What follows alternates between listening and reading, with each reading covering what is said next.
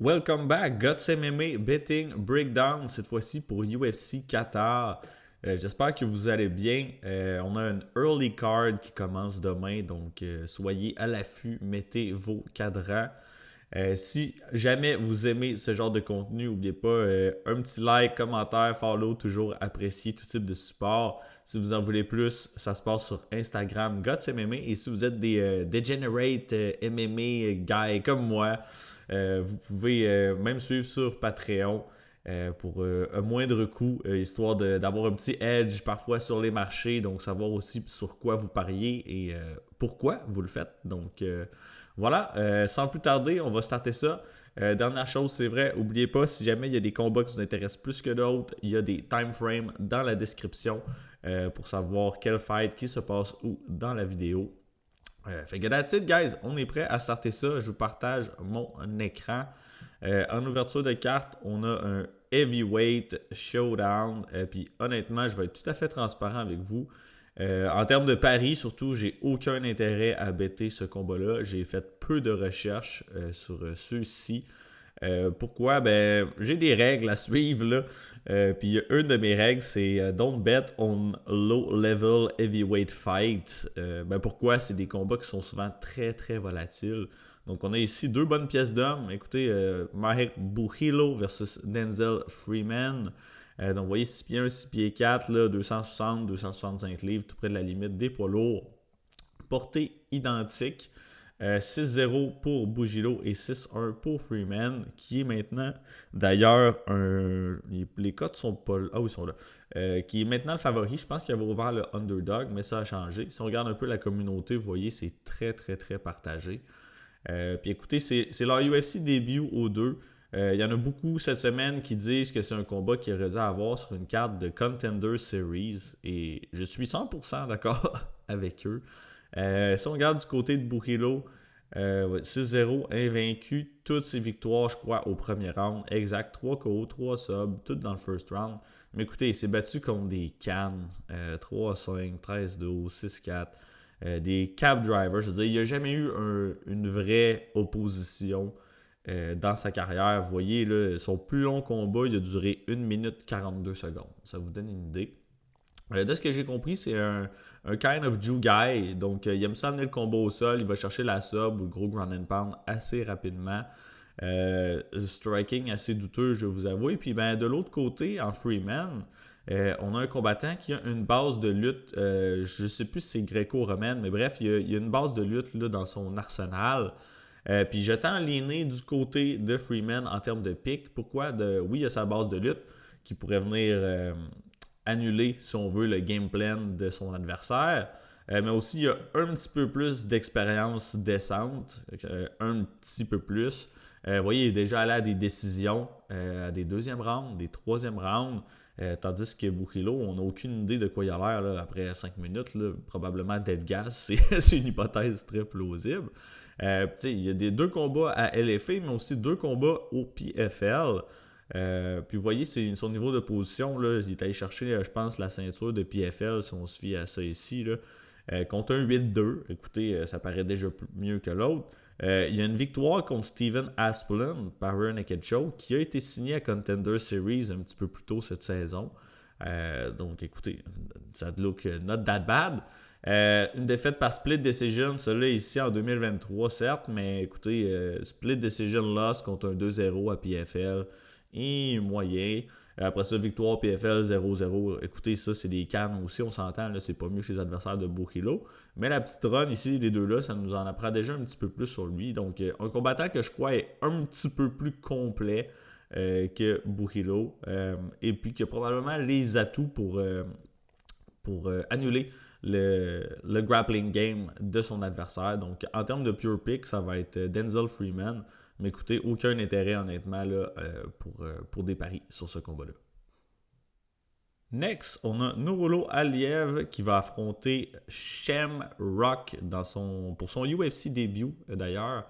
Donc 10-0 pour Nurullo Aliev, 12-1-1 pour Rock. Le Tajikistanais qui est un décent favori sur papier. On va aller voir si ça va bouger.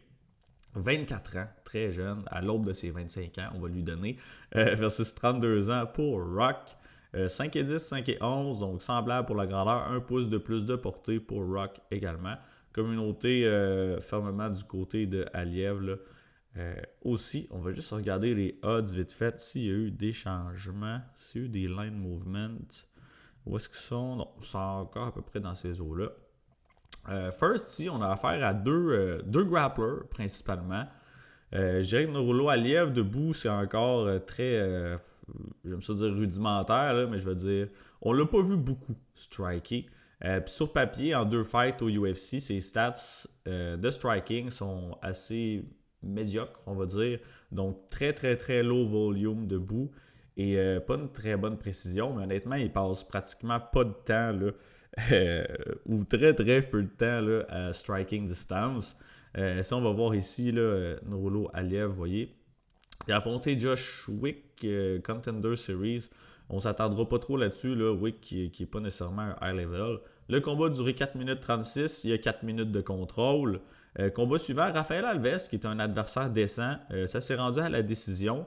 Sur 15 minutes, 10 minutes 51 de contrôle. Mais on a aussi concédé un petit peu. Là, on voit 1 minute 18 de control time. 3 takedowns, plus que 2 tiers de contrôle. Et son dernier combat contre Joe Solecki, qui est pas nécessairement un top guy, mais un combattant qui a un bon jiu-jitsu, certainement. Donc, un bon jiu player avec une expérience correcte au UFC. Par contre, je crois que Solecki avait pris le combat short notice également.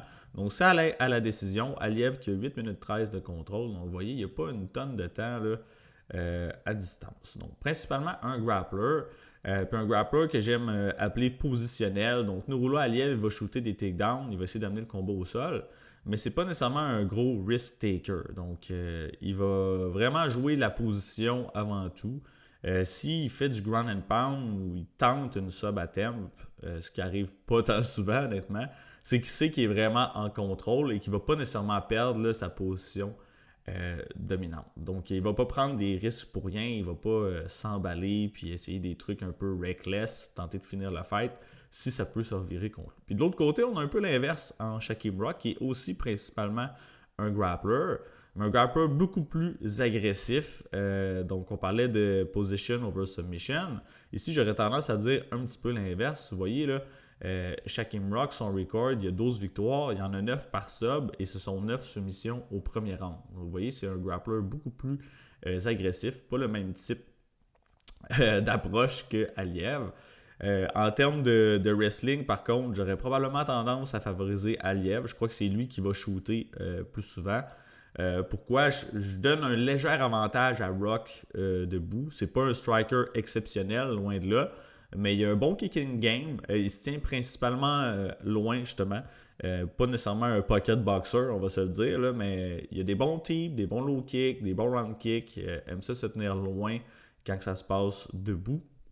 Il peut throw ses mains aussi. Mais de ce que j'ai vu sur tape, la majorité du temps, quand il va lancer des combos avec ses mains, c'est vraiment plus pour setter ses takedowns.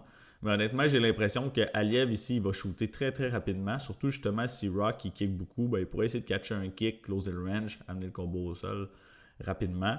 Donc mon feeling, honnêtement, je pense que c'est un tough fight là, pour Rock en commençant au UFC. Je crois qu'Aliev va emporter une décision. C'est le scénario que j'ai en tête le plus plausible. Pas une décision très, on va dire, divertissante. Mais écoutez, Rock, qui a un bon subgame, il pourrait créer un scramble, essayer de saisir un front choke. S'il réussit à take the back, il est excellent dans le dos. Donc, c'est pas hors de la table. Par contre, j'ai un pari sur ce combat-là. C'est Shaquem Rock to win inside the distance or no action. Qu'est-ce que ça veut dire? En fait, c'est que si le combat va à la décision, on est remboursé, on ne perd pas notre pari. Mais s'il y a un finish, il faut que ce soit du côté de Rock. Puis c'est quoi mon raisonnement en fait? Aliev, il y a 10 combats chez les professionnels, 8 décisions. Donc je vous l'ai dit, c'est pas un finisher, il n'est pas super agressif. Il y a des finishes, mais contre des combattants de low level. Ici, on a un Shaquem Rock tout de même qui a un niveau décent. Je ne pense pas qu'il va être capable de le terminer nécessairement au sol, mais c'est clairement lui qui a le finishing upside dans ce combat-là. Donc, vous voyez, il y a 12 wins. Sur ces 12, il y en a 11 par finish. Oui, il a perdu une fois par l'os, mais comme je vous dis, Ça me surprendrait beaucoup. Donc, s'il y a un finish, je pense que ça va vraiment être lui qui va saisir une opportunité puis qui va réussir, boum, à terminer le fight. Probablement une sub justement au sol dans un scramble ou whatever. Il va avoir une tonne de jiu-jitsu. D'ailleurs, Rock a tendance à accepter le jiu-jitsu vu qu'il est tellement à l'aise. Donc, les takedowns, peut-être qu'il va pas défendre tant que ça. So, bref, s'il y a un finish du côté de Rock, on gagne notre pari. S'il y a un finish du côté de Aliev, on perd notre pari. S'il y a une décision, eh bien, kiff, là, on est remboursé. Donc, c'est mon seul bet pour le moment.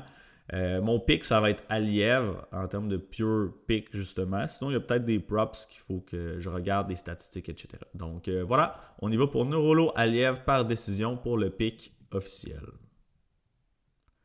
Combat suivant, on a Ryan Lauder versus Ismail Nordiev. Lauder qui est 7-2 chez les professionnels, 24-8 pour Nordiev, beaucoup plus d'expérience, on le voit bien.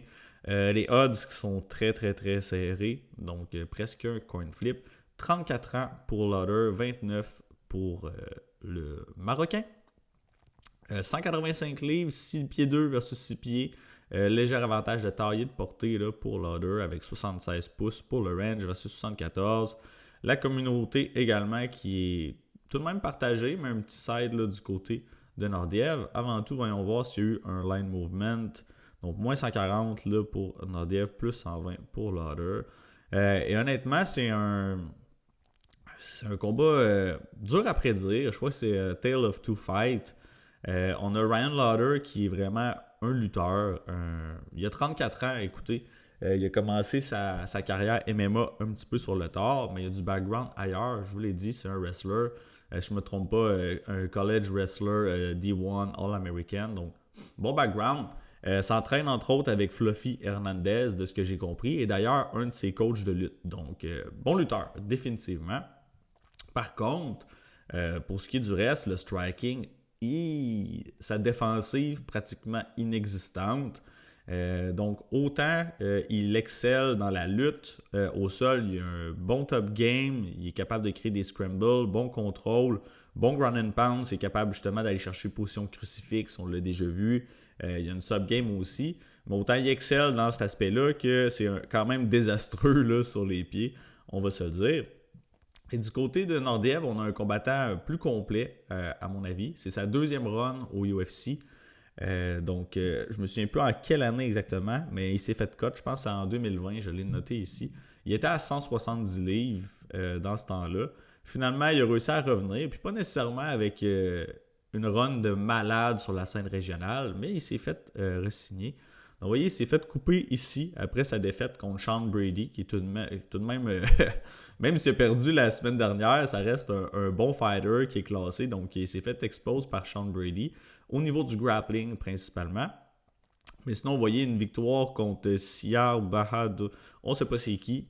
Défaite contre Chance Rank-Country, ça look pas good. S'est fait exposer au sol encore. Victoire contre Michel Prazeres, mais encore une fois, s'est fait amener au sol à plusieurs reprises. Et il est revenu au UFC en 2024 contre le Ghost of Bruno Silva. Il a dominé, il a gagné, mais qui amène Bruno Silva à une décision de nos jours? Bruno Silva, vous vous souviendrez, là, c'est rendu le Ghost de lui-même. Barrio qui l'a knocké à son dernier combat d'ailleurs. Fait que bref, Bruno Silva, il n'est pas dans son prime, loin de là. Il est même passé son prime all over, certains. Donc, tout de même, belle performance, mais pas contre un bon niveau de position. Et dernier combat contre John Young Park, écoutez, il domine au premier round à distance. Je pense qu'il y a un decision-making un petit peu douteux dans ce fight-là. Donc, Nordiev, qui look quand même bien au premier round, réussit à blesser John Young Park qui est dans des positions fâcheuses. Et si je ne me trompe pas, je me souviens plus si c'est au premier ou au deuxième round, là. Mais Nordiev qui donne un coup de genou illégal à Park. Park qui a 3 points d'appui au sol. Nordiev qui, justement, Park, c'est un très très bon coup de genou qu'il reçoit. Il s'écroule un peu au sol. Nordiev qui part à la course, saute sur le bord de la cage. Je pense qu'il a gagné. Finalement, il se rend compte que c'était une faute. John Young Park qui est fendu, qui voit probablement plus d'un œil, qui décide finalement de continuer à se battre. et qui emporte la victoire là, contre Ismaël Nordiev, qui a tendance un petit peu à fatiguer, honnêtement, au fil du fight. Mais encore une fois, c'est le grappling qui a fait une différence. Donc, au premier round, il y en a eu très, très peu. Mais au deuxième, Ismaël Nordiev qui domine debout, qui shoot des takedowns. On se demande pourquoi. Finalement, John Young Park qui réussit à prendre le dessus avec le grappling. Vous voyez, 2 minutes de contrôle, place des bons strikes là, dans le corps à corps, clinch, sol, etc. Et troisième round, John Young Park qui amène le combat au sol et qui contrôle 4 minutes 30 là, sur la totalité du third round. Donc, il s'est fait expose encore une fois au sol dans ce combat-là.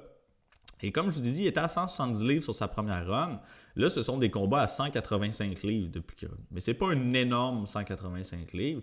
Et le gabarit de Lauder pourrait lui causer problème, surtout dans les échanges de grappling. Donc, Lauder, ici, on le voit là, contre Robert Valentine, c'était la finale de Ultimate Fighter qui l'a emporté. D'ailleurs, très belle performance. Quand même, s'est retrouvé dans des positions un peu chaudes à certains moments, mais ultimement réussi à avoir le dessus au sol. Deuxième round, se ramasse en crucifix, justement. Il poivre Robert Valentine de coude, victoire par TKO. Ici, combat suivant, Red Flag contre Bekaev. Bekaev, par contre, autant c'est un combattant qui est moyen, on va dire. Il nous a montré qu'il peut être exposé lui-même. Mais il faut lui donner, là, Azamat Bekaev, il a une excellente takedown defense. Et vous voyez, dans ce combat-là, ça dure 2 minutes 44. Lauder, 0 sur 4 takedowns. Il a essayé, mais il n'a pas réussi.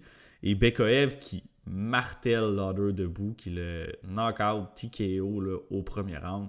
C'est là qu'on voit que Lauder, son striking, il est très, très, très, très, très douteux. Puis à 34 ans, oui, il peut faire un petit peu de progrès, mais son ceiling d'amélioration là, pour son striking, à mon avis, est pas super, super élevé.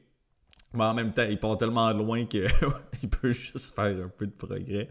Mais écoutez, quand je dis c'est a tale of two fights, si Lauder est réussi à amener Nordiev au sol à répétition rapidement, je pense qu'il va vraiment le dominer. Je pense qu'il pourrait même le terminer au sol. Nordiev, on a déjà vu un peu de quit in him.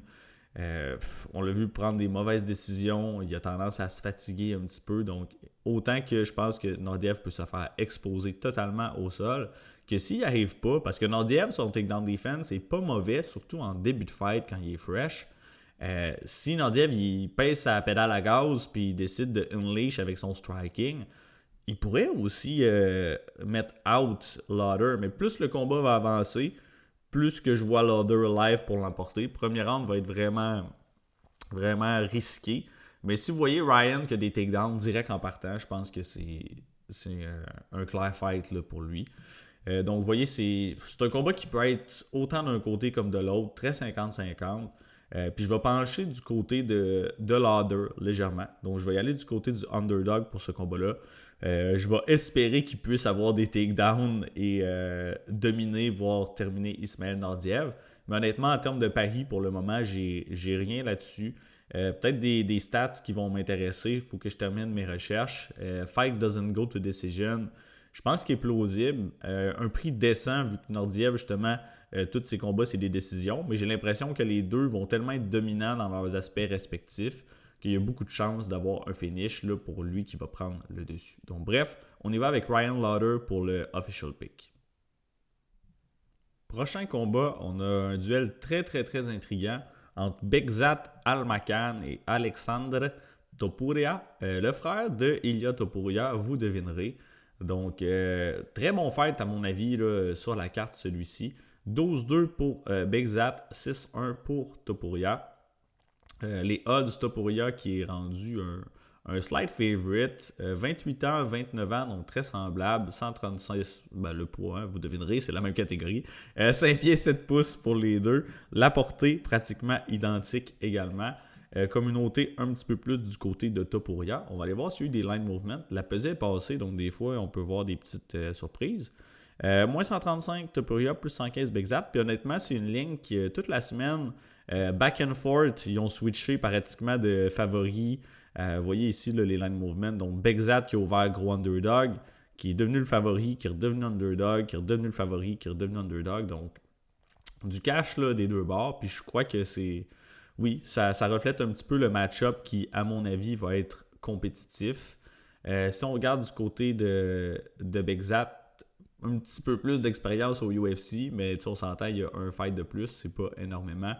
Il a fait son UFC début contre Umar Nurmagomedov. Je me souviens plus si c'était un short notice, mais il s'est fait dominer presque la totalité du fight. Il y a eu un moment au premier round, en début de combat, où il y a un knockdown sur Umar Nurmagomedov. Il l'a clippé avec, il me semble que c'est un hook qui pogne un petit peu le top de la tête.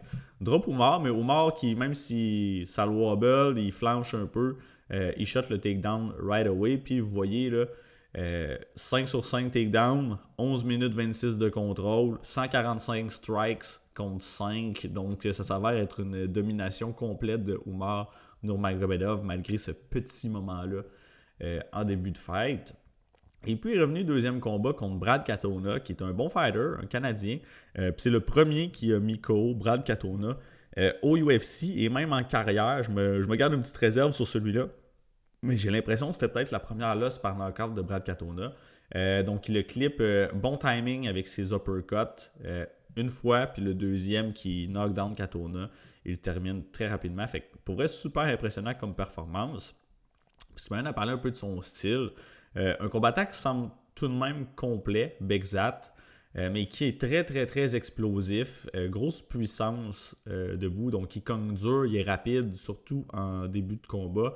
Vous voyez, ça affiche ici là, 12 wins, 10 par knockout, donc c'est sa voie la plus fréquente. Une loss par sub, une loss par décision. Mais c'est ça, c'est un powerful striker. Il y a des kicks rapides, puissants également. Par contre, il a tendance, je trouve, à s'ouvrir un petit peu trop quand il swing wild. Il peut swinger des gros crochets de loin, mais il va être un petit peu exposé, ouvert au contre ou quoi que ce soit. Donc c'est quelque chose que j'aime un petit peu moins là, dans son style. Puis du côté de Topuria, weird un peu, honnêtement. On n'en sait pas beaucoup sur lui. Il est professionnel depuis quand même longtemps sur papier. Vous voyez, il est pro depuis 10 ans et demi, mais il y a seulement 7 combats chez les pros. Il s'est battu, vous voyez, pour la première fois en 2015. Livré 3 fights, il s'est fait KO dans la même année. Après ça, il ne s'est pas rebattu avant 2021. Après ça, en 2021, un autre combat cancellé. Revenu 2023, 2022, combat cancellé ici. Puis finalement, pour apparaître au UFC. Mais honnêtement, j'aime tout de même ce que je vois de lui. Il y en a beaucoup qui le bâchent, qui disent qu'ils n'ont pas été impressionnés contre sa victoire face à Colby Thickness, qui était un combat intéressant dans le sens où tu as le frère de Topuria qui affrontait un protégé de Volkanovski. Mais honnêtement, moi, j'ai trouvé que c'était une performance intéressante. Topuria, honnêtement, son style me fait penser à son frère. C'est plus un power boxer, donc il se tient un peu plus petit. Il a une bonne garde, les mains hautes, il met une bonne pressure presque constante. Il ne va pas foncer en ligne droite comme un train, mais il est beaucoup plus sur l'avant, qu'est-ce que je dis là? Beaucoup plus sur la pressure qu'autre chose, pardonnez-moi. Puis écoutez, il essaie de trapper ses adversaires, il essaie de trap Colby contre la cage, bonne combine de boxe, il travaille bien le corps, il est puissant. Défensif responsable, il se fait quand même toucher à quelques reprises. Il n'a pas nécessairement le skill set de son frère, mais c'est quand même bien, je dirais. Belle défensive de kick contre Colby. Je pense dans ce combat-là, ce qui me fait hésiter, debout, je pense que ça va être très serré. Écoutez, je vois Begzat lancer des gros power shots. Topuria une bonne défense, mais il pourrait se faire cut. Surtout que Begzat, on l'a vu, là, c'est pas juste des coups, des straight, des coups, des crochets. Il peut rentrer avec des gros uppercuts. Mais il va falloir faire confiance à la défense de Topuria. Je pense que sa défensive de kick est très bonne. Mais niveau boxe technique, j'ai tendance à favoriser Topuria. Puis je crois qu'au niveau défensif, ça va faire une différence. Je vous l'ai dit, Begzat qui a tendance à s'ouvrir. Je pourrais voir Topuria placer un gros counter sur un échange un peu plus wild du côté de Begzat. Mais je pourrais également le voir avoir des takedowns. Honnêtement, Topuria, il nous a montré contre Thickness, il n'y a pas eu une tonne d'échanges de grappling. Mais vous voyez, il a défendu tout de même 8 takedowns, très bonne takedown defense, et il a réussi à en avoir 1 sur 2. Puis ça avait l'air relativement facile. Bon contrôle au sol, vous voyez, 5 minutes de control time, bonne capacité de scramble, bonne position. Je pense qu'Alexander il a probablement l'avantage au niveau du grappling, puis autant il pourrait se servir des échanges wild de Thickness pour contrer, évidemment, qui pourraient s'en servir pour amener le combo au sol et dominer dans cet aspect-là. Fait que je pense qu'il y a un petit upside du côté de Topuria dans ce sens. Donc, pour ça, je crois que je vais piquer Alexandre Topuria. Mais honnêtement, il y a des arguments pour les deux côtés. N'importe qui va prendre le côté de Begzat, je comprends tout à fait également. C'est un fight très 50-50 à mon avis. Et donc, n'importe quel nom qui a un plus money à côté, je pense que c'est un bon pari. Pour ma part, j'ai pas de bet sur le fight. Je sais même pas si je vais en faire, mais mon pick, ça va être Topuria par décision. Prochain fight, on va pas s'y attarder très longtemps. On a Abdulrahman Yakiaev versus Rafael Cerquera. 7-0 pour The Hunter et 11-3 pour The Lion. Moins 1600. Vous comprenez pourquoi on va pas trop s'y attarder. Même qu'il est rendu live, si on regarde ici, moins 2000 sur BetOnline. Écoutez, je comprends, moins 2000, mais s'il vous plaît, ça amène aucune valeur. Si vous faites des parlays, ok? Des parlays, j'en fais des fois, mais si vous faites plein de parlays, ce que je ne recommande pas de seulement faire ça, mettez pas Yakaev dans tous vos plays. À moins 2000, ça ajoute aucune value à votre parlay. Puis écoutez, ça prend... il glisse une peau de banane, puis il se vire un doigt, puis Cerquera win by TKO. Puis ça chie toutes vos affaires. Fait que pour moins 2000, ça amène rien. Écoutez, fait que soyez prudents, s'il vous plaît. Ça reste mon pick, Yakaev. Je pense qu'il va smoke Cerquera. Communauté est pas mal de ce side-là. Je ne fais même pas faire des mensurations. 24 ans, on peut souligner, quand même jeune. 35 ans, on a un produit un petit peu plus fini. Cerquera, honnêtement, au UFC, il y a une run très très peu impressionnante. Probablement une des pires, si je ne me trompe pas. On se demande qu'il doit rester un fight sur son contrat. Il jette au lion contre le gros prospect, The Hunter. Il s'est fait TKO en 51 secondes contre Ibo Aslan, qui n'est pas un fighter redoutable à mon avis. 28 coups significatifs à 1. Très flat foot, défensif, debout, médium. S'il se fait trap contre la cage, il bouge pas, il se ferme, il se fait taper. Il est arrivé la même maudite affaire contre Modestas Bukauskas. TKO en 2012. Bukauskas qui est du moins un niveau un petit peu supérieur, on va le dire. Contre Julius Walker, je me suis fait avoir parce que j'avais parié Walker by finish. J'avais même du Walker KO au round 1. Puis finalement, Cerquera qui a réussi à survivre. Faut lui donner. Il y a la seule chose que je trouve qu'il fait de façon correcte. Il a un bon 1-2 up the middle en straight punch. Il utilise bien son range. Mais à part ça, écoutez, il s'est fait tout de même ragdoll par Walker. Ça a viré en sloppy fight. Walker, finalement, qui est pas super bon non plus. Il s'est fait knockdown, certes, Cerquera ici, mais il a réussi à se rendre à la décision. C'est un sloppy fight dégueulasse. Il y a de l'action, c'est divertissant, mais je veux dire, c'est vraiment pas impressionnant. Puis de l'autre côté, on a un Russe très prometteur qui est arrivé à Contender Series cet été. Je crois que ça a été un des plus gros favoris de toute la saison.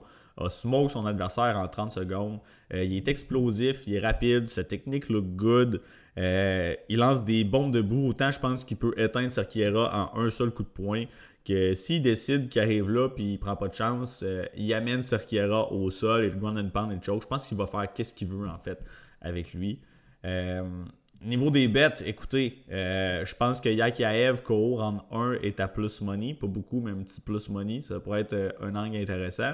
Mais encore une fois, un peu comme la semaine dernière là, avec GM3 puis Kyle Dacos, ça se pourrait que Yakiaev, justement, il club and sub ou il décide de l'amener au sol puis de le choquer. Je pense que le KO, c'est le plus probable, mais ça reste une option, fait que faites quand même attention.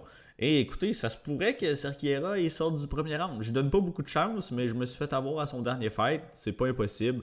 Yakiaev qui a quand même 24 ans, je veux dire, il est jeune, il est sujet à faire des erreurs, il est green, il a 7 fights, donc on sait jamais. It's MMA, guys. Fait que pour ma part, je pense que je vais juste me tenir loin de ce combat-là. Mais clairement, là, c'est Yakiaev pour le pick officiel. Alright, next up, on a Alex Perez versus Asu Almabayev. Et c'est un des combats de la carte, honnêtement. Quand je regardais les odds, les noms, les fights, avant même de faire mes recherches, j'ai dit, man, Almabayev, c'est un lock. Finalement, ça reste mon pick, Almabayev, mais je me garde quand même une petite réserve. Écoutez, si on regarde ici, 25-9 pour Perez, vous voyez qu'il n'est pas sur une super bonne séquence. Là, une win sur ses 5 derniers fights. On a Almabayev qui est 22-3. Favori modéré, 33 ans pour Perez, 31 ans pour Almabayev, chez les flyweight évidemment. Léger avantage de grandeur pour Perez, porté 0,5 pouces de plus, ça ne fera pas une énorme différence. La majorité de la communauté sur Almabayev ici. Écoutez, si on commence du côté de Perez, on va aller voir là, ses derniers combats. J'explique qu'est-ce qui se passe un petit peu de son côté. Mais c'est un combattant avec un bon skill set, je trouve. Dans ce combat-là, il y a clairement l'avantage debout. Je trouve qu'il y a une meilleure boxe, je trouve qu'il y a un plus beau striking, probablement un meilleur footwork, probablement un meilleur power. Pour vrai, Almabayev, son striking, je ne le rate pas super high. Puis il y a une bonne expérience tout de même Perez avec le UFC. Vous voyez, 7 victoires, 5 défaites, 1-0 Contender Series. Donc si on passe ici là, un petit peu, il y a eu beaucoup de cancellations. Donc ça, c'est quelque chose qu'il faut flaguer. Regardez ça, toutes les cancellations qu'il y a eu. Là. Il devait se battre contre Matchnell 3 fois. Tout a été recédulé. Même ici, là, si on regarde, mettons, à partir de 2020, on va regarder les cancellations. Là. On oublie ça, celle-là. 1, 2, 3, 4, 5, 6, 7, 8, 9, 10, 11, 12, 13 cancellations. Depuis 2020, c'est énorme. Puis j'ai vérifié, là, puis si je ne me trompe pas, il y en a sur 13, il y a la moitié ou plus de la moitié, il me semble, que ce sont des problèmes de son côté, soit des blessures ou etc. Donc, not a good look. Mais sinon, il a quand même affronté des adversaires décents. Vous voyez, mettons qu'on va voir là, ça va être un petit peu plus facile là, vu de la quantité de cancellations qu'il y a eu dans sa carrière. Regardez, si on regarde ici, là, mettons peut-être pas en commençant, mais il a affronté Joseph Benavidez, ça n'a pas bien été par contre, là. Formiga, Figueiredo, Pantoja, Mokaev, Nicolo et Taira. Je dirais que le plus haut niveau, malheureusement, il n'a pas réussi à le passer, mais tout de même eu des adversaires de bonne renommée. Et sur 12 combats au UFC, y en a-tu 12? Ouais, sur 12 combats au UFC level, même 13 si on compte Contender Series, il y en a seulement 3 qui sont allés à la décision. Fait que c'est un petit truc que je vais vous faire remarquer là, qui peut être intéressant dans ce combat-là. Donc bref, on passe ça. Maintenant, si on check qu'est-ce qu'il nous a apporté récemment sur la table Alex Perez, beau KO TKO contre Nicolo en 2024. Mathéus qui est un très bon fighter, mais qui s'avère être très chini aussi. Donc, tout de même, belle win, il faut lui donner. Ensuite, contre Tatsuro Taira ici. Premier round compétitif, honnêtement. Si on regarde un petit peu les statistiques, là, Perez qui a réussi à avoir un takedown. Les chiffres debout outstrike Taira. Par contre, au deuxième round, Taira qui a réussi à initier le grappling. Puis on sait c'est là qu'il shine le plus. Même si c'est tout de même un bon striker. Il réussit à take the back standing. Puis il met de la pression. Il fait trébucher Perez et il se détruit le genou. Il s'est déchiré le ACL, si je ne me trompe pas. Et Perez, justement, suite à ça, a dû avoir une reconstruction du genou. Donc, il a été out sur le banc pendant très, très longtemps à cause de cette blessure-là au genou. C'est une blessure très, très sérieuse, honnêtement. Il devait revenir se battre, on l'a vu ici, là, contre Steve Ersurg en août 2025. Finalement, a dû pull-out à cause d'une fracture qui l'a mis sur les bancs encore plus longtemps. Donc, Alex Perez ne s'est pas battu depuis 17 mois. Donc, c'est à prendre en considération. Il y a eu une tonne de blessures dans sa carrière. Donc, c'est vraiment des gros red flags. Mais si on regarde son skill set, crème, il est pas mauvais. Il est pas mauvais. Puis du côté de Asu Almabayev, depuis qu'il est au UFC, il y a une défaite, si je ne me trompe pas, contre Manel Cap. C'est fait TKO au troisième round. Vous voyez, il est 5-1 au UFC level. Était sur une bonne petite streak. Là. Il y a d'ailleurs une victoire contre Mathéus Nicolo, un adversaire commun. Mais Almabayev, c'est vraiment un heavy grappler. Il va shooter une tonne de takedowns. Vous voyez, 4,66 takedowns par 15 minutes au UFC level. Pas la meilleure précision par contre, mais il en shoot à la tonne. Debout, je vous l'ai dit, je ne rate pas son striking très très haut. Je pense que Perez va dominer dans cet aspect-là. Ce qui arrive, c'est qu'Alex Perez est reconnu pour avoir un bon wrestling ou un bon counter-grappling. Il n'est pas nécessairement facile à amener au sol, facile à contrôler. Puis Asu Almabayev, c'est pas nécessairement un combattant qui a un contrôle élite, même s'il réussit à avoir des takedowns. Vous voyez, là, 9 takedowns contre Vergara, c'est parce que Vergara, il se relève souvent. 6 contre Jose Johnson, ben, il faut qu'il le takedown 6 fois, il se relève, il leur takedown encore 7 contre Jose Ochoa.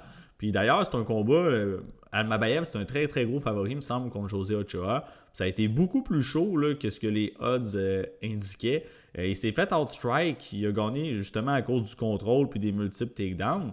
Mais sur 7 takedowns, 9 minutes 26 de contrôle, 7 sur 16 n'ont pas une meilleure précision.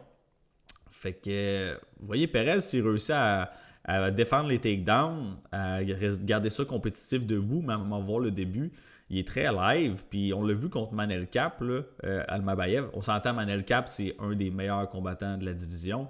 Il est probablement... Il est-tu rendu dans le top 5? Je suis plus certain. Là. Il est-tu marqué ici? Vite comme ça, je le vois pas. Mais bref, c'est un des tops de la division. Et Almabayev, 0 sur 6 les takedowns. Il s'est fait outstrike. Il y a des moments, il court d'un bout à l'autre de la cage pour se sauver de Manel Cap. Finalement, il se fait TKO au dernier round. Une séquence un peu bizarre parce que me semble qu'il se fait eye poke juste avant. Mais bref, not a good look. Fait que si Perez il réussit à contrer les takedowns d'Almabayev, écoutez, il est live pour la victoire. Le seul truc, c'est le lay-off, toutes les blessures. Non seulement c'est des red flags, mais ça peut jouer dans la tête aussi, je veux dire. Lutter, là, ça met beaucoup de pression sur les genoux, c'est rough sur le corps. Donc, si Almabayev, il grapple, Alex Perez, peut-être qu'il va être moins à l'aise un petit peu, puis qu'il va être un petit peu plus hésitant à cause de ses blessures passées-là. Donc, c'est vraiment dur pour moi de l'aligner de son côté. Mon pick, ça va être Assou Almabayev. Il pourrait peut-être trouver une sub, mais écoutez, vous voyez, il y en a une à date au UFC level contre O.D. Osborne. Il en a tenté plusieurs, par contre. Vous voyez, c'est le genre qui va tenter des soumissions, mais vu qu'il n'y a pas le meilleur contrôle, je ne sais pas si ça va se présenter. Oui, Perez s'est fait choquer 2 fois, mais par Alexander Pantoja, qui est probablement le meilleur back operator de la division. Et par Davison Figueiredo, l'ancien champion. Fait que le champ, l'ancien champ, c'est les deux qui l'ont soumis. Est-ce qu'Almabayev, il a le niveau pour? C'est pas hors de la table, mais peut-être pas le scénario le plus probable à mon avis. Fait que le pick, ça va être Almabayev par décision. Prochain combat, on a Saigid Isagakmaev qui fait son UFC début contre le vétéran Nicolas Dalby. Moins 340 pour Isagakmaev, donc gros favori. 31 ans, 41 ans pour Dalby. Ça commence à se faire vieux. 6 pieds, 5 et 11, donc taille presque identique. Avantage de portée, 0.5 pouces pour Dalby. La communauté, 16% du côté de Dalby, 84% Isagakmaev. Combat intéressant. Je peux tout de suite vous dire que j'ai un petit poke, rien de gros, là, vraiment. Je pense que j'ai 0.5 unités sur Nicolas Dalby. Je l'ai parié en début de semaine à plus 285. Meilleur prix, c'est rendu plus 270. Il descend jusqu'à plus 245 sur certains books.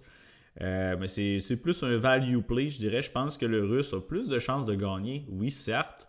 Mais est-ce qu'il gagne 8 fois sur 10? Ça, j'ai des doutes. Ce qui était les probabilités que ça impliquait là, au prix que j'ai placé mon pari.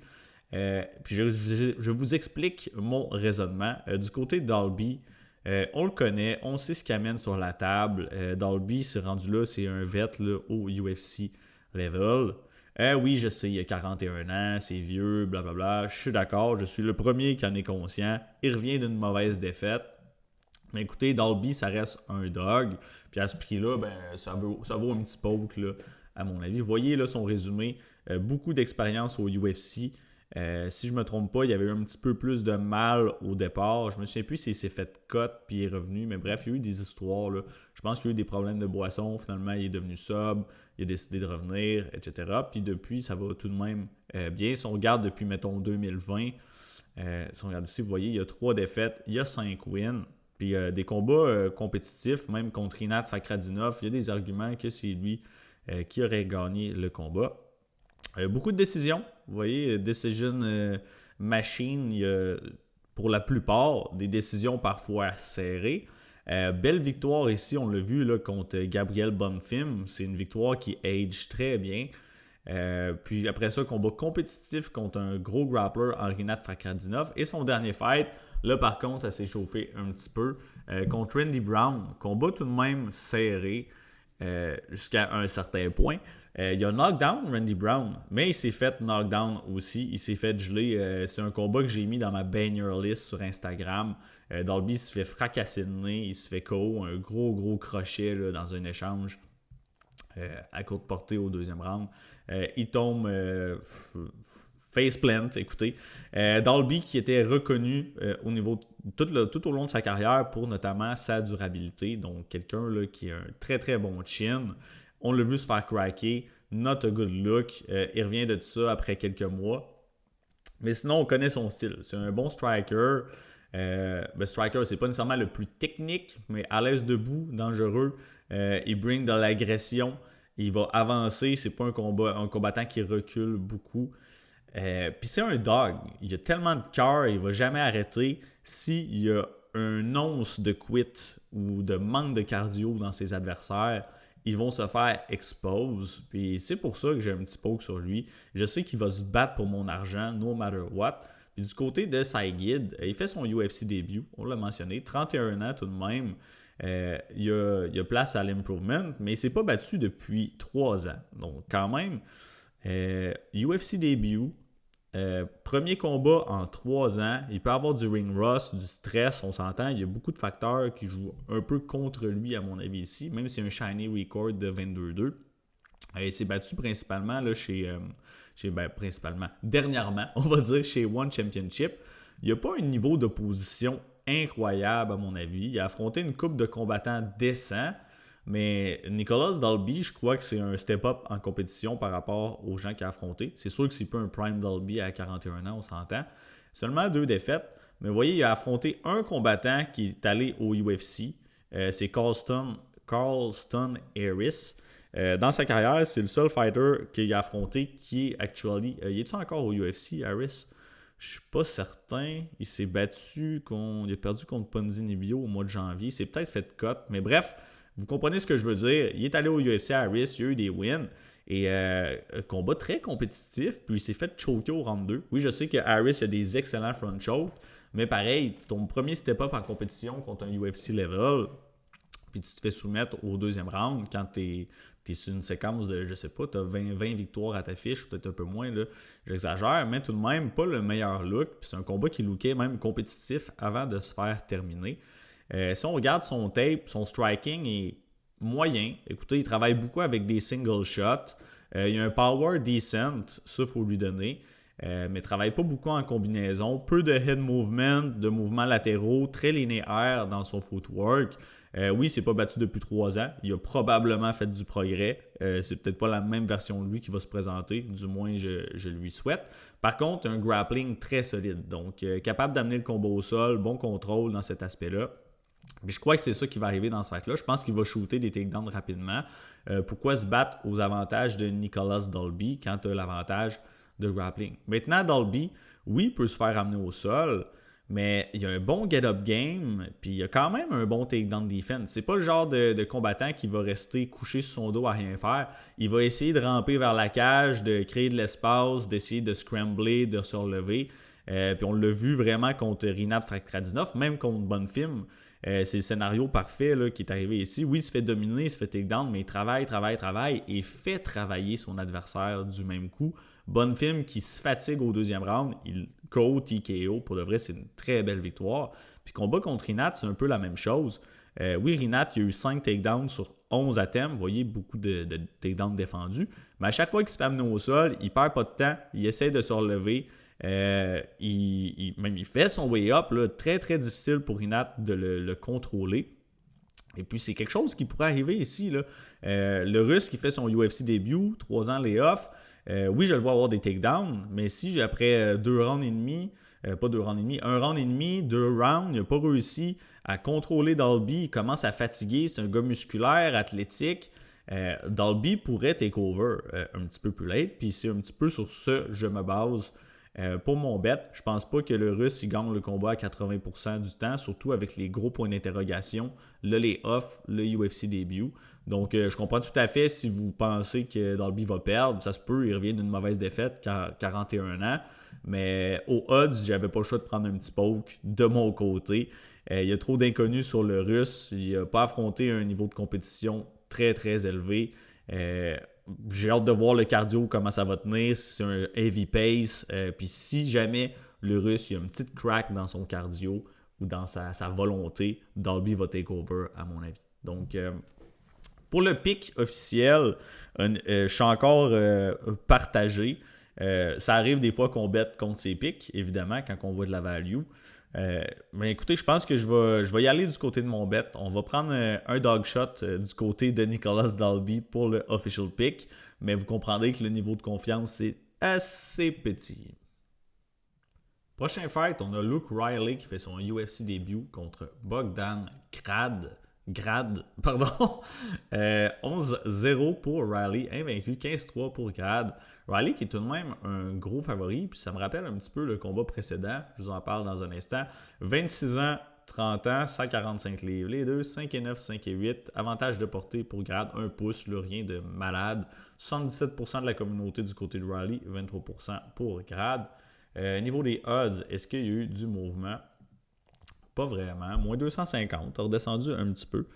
Puis si on regarde un petit peu l'expérience maintenant, on va y aller du côté de Grad pour commencer. Puis comme je dis, ça me fait penser un petit peu au dernier fight, dans le sens où on a un combattant qui fait son UFC début. Puis qui est tout de même un gros favori contre quelqu'un qui a plus d'expérience. Donc, vous voyez, Grad s'est fait KO, TKO à Contender Series contre Tom Nolan, qui est un combattant décent et dangereux, mais surtout un fight qui était à une catégorie de poids plus haute, donc pas nécessairement le meilleur look. Il est revenu à Contender Series, split decision contre Michael Aswell, un banger ce fight-là. Split decision, ça aurait probablement pu aller d'un côté comme de l'autre, mais c'est une victoire qui age well, sans faire de mauvais jeu de mots, là, puisque Aswell, qui s'avère être un très bon fighter également. Combat suivant, pas un niveau d'opposition énorme, on s'entend. Lucas Alexander, parfait, réussi à KO, TKO, deuxième round. Et son dernier combat contre Naimov, qui est un bon fighter dans la division, qui est assez tricky, qui est très physique, qui a tendance à tricher aussi beaucoup. Puis finalement, oui, il a perdu décision unanime, mais fight tout de même serré si on regarde le nombre. Vous voyez, il a outstrike Naimov, 3 takedowns sur 10, s'est fait takedown une fois. 5 minutes de control time également. Pourquoi il a perdu, entre autres, il s'est fait wobble au premier round. Donc, c'est un combattant qu'on l'a vu se faire knocker ici. On l'a vu absorber beaucoup de dégâts, parfois un peu sonné contre Aswell. Mais il s'est fait aussi sonner par, pas knockdown, mais clairement sonné par un spinning wheel kick de Mohamed Naimov. Premier round, il a touché clean là, sur le côté de la tête, ça l'a ébranlé. Il s'est fait toucher par le même type de frappe plus tard, mais ça a été moins dommageable, on va dire, là, que le premier. Bogdan Grad, all-around fighter complet. Pas le striker le plus technique, whatever, mais il est très, très, très fonctionnel. Il a un power décent dans les mains aussi. Il n'a pas peur de trade. Puis c'est pas un quitter. Donc, il va jamais. C'est pas un combattant qui va abandonner, clairement pas. C'est un combattant qui est fort physiquement, tout de même athlétique. Puis, vous voyez, récemment, là, 3 takedowns. Il y en a 0 contre Tom Nolan, mais le combat a duré 1 minute 20, vous comprendrez. Mais il aime ça mixer les takedowns dans son arsenal. Il a shooté 7 contre Aswell. Il a shooté 8 contre Alexander. On est rendu à 15. Puis, il en a shooté 10 contre Grad. Pas contre Grad, c'est lui Grad. Contre Naimov. Fait qu'il a shooté 25 takedowns dans ses 3 derniers fights. Ça, c'est de quoi qu'il faut garder là, en tête. Même si c'est pas le meilleur jiu-jitsu player, pas le meilleur lutteur, il cherche à mixer les takedowns. Puis du côté de Luke Riley, c'est son UFC début, on l'a dit. Il vient de Cage Warriors, si je ne me trompe pas. Un partner d'entraînement à Paddy Pimblett d'ailleurs. Et Shamrock qui se bat un petit peu plus tôt sur la carte, mais pas du tout le même style. Honnêtement, le style de Luke Riley, très fun. Il est le fun à voir combattre, principalement un striker. Excellente boxe, gros volume. C'est un dog aussi, il ne va pas quitter. Il avance, il lance en combinaison, il travaille bien le corps, il mixe les niveaux de ses attaques. Très bon cardio, élite. Encore une fois, si tu tends à ralentir, à break contre lui, il va take over. Puis on a déjà vu ça dans certains de ses combats là, auparavant. Donc, Riley qui a de l'expérience, il est invaincu, mais il n'y a pas d'expérience au UFC level encore. Donc, c'est son UFC début, ça m'inquiète un petit peu des fois le stress, etc. Puis il est contre quelqu'un qui a plus d'expérience à haut niveau et surtout qui est plus physique. Donc, si on regarde un peu, là, surtout son dernier combat, c'est lui qui me qui m'a attiré le plus l'attention, contre Tariel Abazov. Oui, il gagne par KO TKO round 2, belle séquence, mais le premier round, il se fait dominer. Il se fait amener au sol, je pense que je l'ai noté, là. Je vais vous dire ça, là. Au premier round, il se fait amener au sol combien de fois? Il se fait takedown 3 fois au premier round. Il se fait contrôler la grande majorité du temps. Puis il n'est pas incontrôlable à terre. C'est juste qu'au deuxième round, Abazov, il n'y a plus de jus. Il gaze out totalement. Puis c'est là que Luke Riley take over puis qu'il le TKO. Mais Bogdangrad, il a un cardio décent. Je pense pas qu'il va nécessairement gaze out, du moins pas de la même façon là, que Tariel. Puis je pense que Bogdangrad, il est plus fort physiquement. Riley a 26 ans. Je pense qu'il n'y a pas encore nécessairement, comme on dit, le man strength. Je pense que Bogdangrad, il va avoir un avantage au niveau de la force physique. Donc, si Grad il est capable de mixer les takedowns, il est très, très, très live, à mon avis, pour la victoire. Oui, debout, ça va être compétitif, même que je donne l'avantage à Luke Riley. Il pourrait placer des shots qui blessent Grad. On a déjà vu Grad ébranler. Luke Riley, il a peut-être pas... oui, il a une bonne boxe, il a un power correct, mais c'est pas nécessairement un gars qui va arriver avec une tonne de walk-off KO, à mon avis. Donc, je vois Grad pousser le combat contre la cage. Je pense que Grad, il va se battre intelligemment. Il y en a beaucoup qui disent que ça va être un striking match, mais écoutez, il a shooté 25 takedowns dans ses 3 derniers fights. Moi, j'ai de la misère à voir ça. Je pense qu'il va amener Luke Riley au sol rapidement. Il va essayer de le contrôler, il va essayer de le grinder, puis qu'il va probablement être capable de edger une décision. Fait que oui, un autre underdog pick pour ma part. Je comprends pas que Luke Riley soit un si gros favori. Oui, il a l'avantage debout, mais je pense qu'il va être désavantagé, je l'ai dit, là, mais au niveau de la force physique, au niveau du grappling, au niveau de l'expérience, il l'est également. Combat à l'autre bout de la planète, là, rien de facile pour commencer. Fait que, écoutez, donnez-moi un dog shot sur Grad, mais pas nécessairement une haute confiance, encore une fois. Je trouve juste que les odds ils sont off, puis que Luke Riley à moins 250, c'est pas justifié. Donc, donnez-moi Bogdangrad, un autre underdog pour ce combat-là. Prochain combat, on a Kyoji Horiguchi qui fait son retour au UFC versus Tagir Ulanbekov. Un autre combat vraiment nice à mon avis et très intriguant. On a Horiguchi qui est 34-5, Ulanbekov 17-2. Ulanbekov qui est un bon favori tout de même sur papier encore une fois. 35 ans, 34 ans. 2 pouces de plus de grandeur pour Ulanbekov. Et honnêtement, pour avoir vu la cérémonial weigh-in, il a l'air un petit peu plus grand que ça. Du moins, il a l'air d'avoir un plus grand écart de grandeur. La portée Ulanbekov qui a tout de même un bon avantage.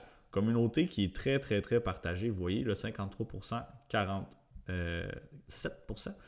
J'allais avoir de la misère en mathématiques. Et du côté des odds, Ulanbekov qui est présentement à moins 202 sur BetOnline. Écoutez, combat très intriguant. Puis je peux vous dire tout de suite, mon pick, ça va être un autre underdog. Je pense que Kyoji Horiguchi, il a tout ce qu'il faut là, pour passer ce test-là. Puis premièrement, regardons au niveau de l'expérience. Là, il y a Horiguchi qui a pratiquement le double de combat et aussi de fight time. Ça peut être un avantage, oui, d'expérience. Des fois, un désavantage à cause du millage, on se le dit. On ne cachera rien. Mais écoutez, si on regarde Horiguchi, je l'ai dit, c'est son retour au UFC. Il a été dans l'organisation de 2013 à 2016 et il est 7-1, mine de rien. Sa seule défaite, combat de championnat contre Demetrious Johnson. No shame, mais il s'est battu tout de même contre du bon niveau là, pour l'époque là, dans cette span de temps-là.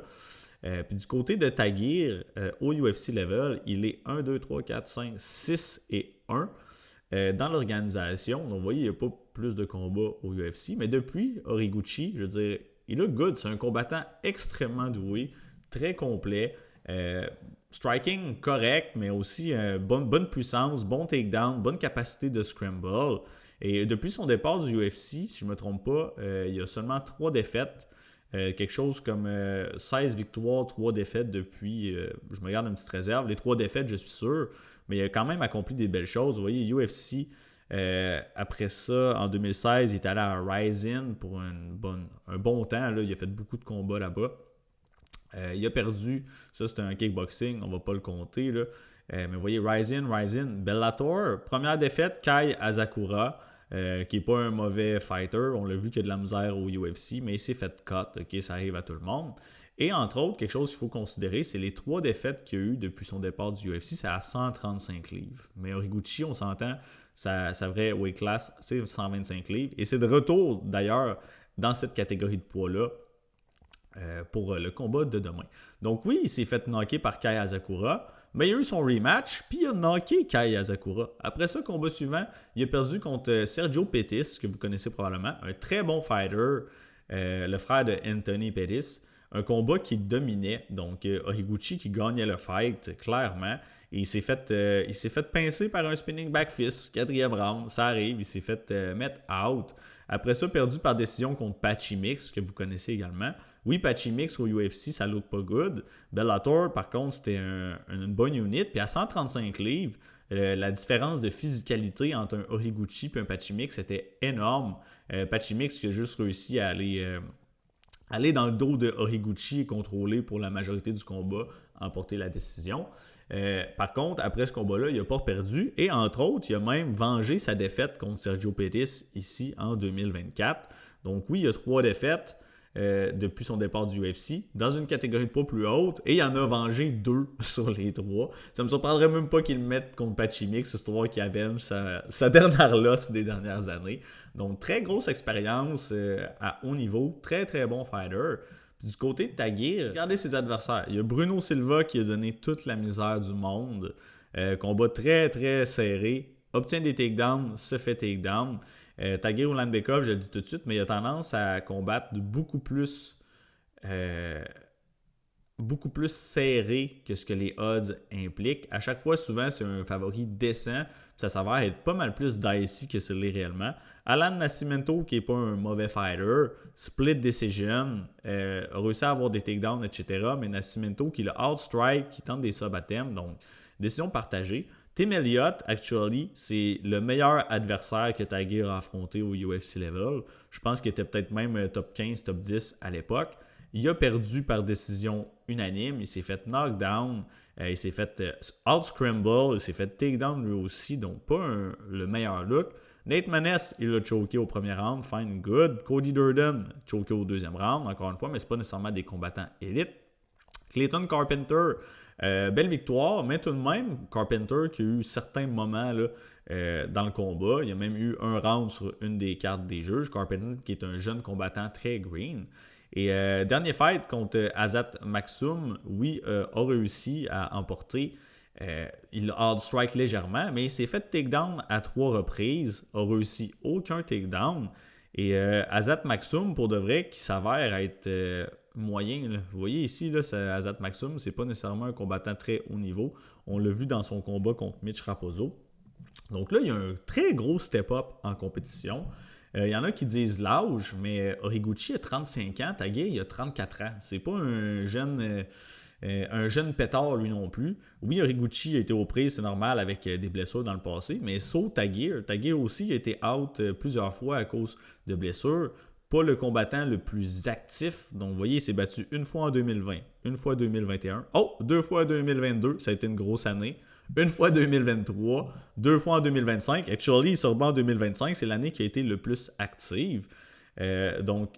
Pour ma part, je ne comprends pas trop, encore une fois, pourquoi Taguir Ulanbekov, c'est un si gros favori contre un combattant qui a beaucoup plus d'expérience à haut niveau, qui a, je crois, le skill set pour rivaliser avec Taguir Ulanbekov dans tous les aspects. Et oui, peut-être qu'il s'est fait crack à quelques reprises plus tôt dans sa carrière du côté de Horiguchi. Mais Taguir s'est déjà fait knockdown aussi. Puis Horiguchi, je veux dire, un spinning back fist de Sergio Pettis qui l'a mis out. Ça arrive de nowhere. C'est le genre de coup que tu n'attends pas. Je pense que ça a frappé en partie avec l'avant-bras. Je veux dire, c'est le genre de coup qui peut mettre KO n'importe qui, à mon avis. Écoutez, je pense que ce combat-là va être très serré. Je m'attends à une décision justement très chaude. Horiguchi, c'est mon pick. Actually, j'ai un bet aussi sur ce combat-là. C'est le point spread. J'ai Horiguchi à plus 3,5 points. Qu'est-ce que ça signifie? Il n'y a pas besoin nécessairement de gagner le combat. Il doit seulement gagner un round sur la carte des 3 juges, puis on a notre pari. Fait que moi, je pense que c'est vraiment plausible, mais je pense non seulement qu'il peut gagner minimum un round sur la carte des 3 juges, je pense qu'il est capable d'aller chercher une victoire. So, give me another underdog in this fight en Kyoji Horiguchi. Prochain combat, on a Waldo Cortez Acosta, encore, versus Shamil Gaziev. 15-2 Waldo, 14-1 pour Gaziev. 34 ans, 35 ans, les deux près de la limite des heavyweight. La grandeur identique, 0.5 pouces de plus de portée du côté de Gaziev. Communauté plus du côté de Acosta aussi, ce qui est tout de même surprenant. Fun fact, Acosta qui prend ce combat-là à 3 jours d'avis. Donc, la carte est au Qatar. Acosta, il s'entraîne aux US, si je ne me trompe pas. Donc, à 3 jours d'avis, un petit vol de 22 heures, atterri au Qatar. Il coupe sûrement un petit peu de poids vu qu'il est sa limite à 265 livres. Et step up, short notice à Shamil Gaziev. Props à lui, pour de vrai, c'est quand même un gros move, risky move. Mais c'est le favori, mine de rien, c'est le favori dans ce fight-là.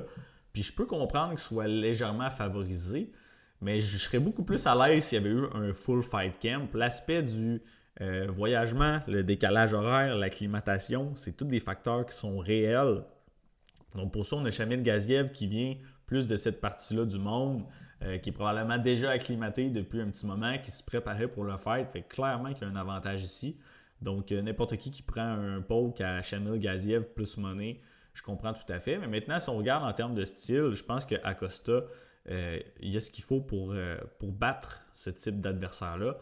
Waldo Cortez Acosta, qui est oui heavyweight, mais qui est tout de même athlétique pour la division, on va le dire comme ça. Il se déplace bien, il est tout de même mobile, il a une bonne vitesse, une bonne boxe, in and out. On l'a déjà vu avoir des takedowns dans une ou deux reprises, mais c'est vraiment pas sa main game. Il revient d'une victoire vraiment weird, vous vous souviendrez, il y a 3 semaines contre Ante Delija, où il s'est fait TKO, mais bref, c'était pas arrêté avec le doigt dans l'œil. Finalement, il repart le fight, puis il knock-out Ante Delija, vraiment particulier.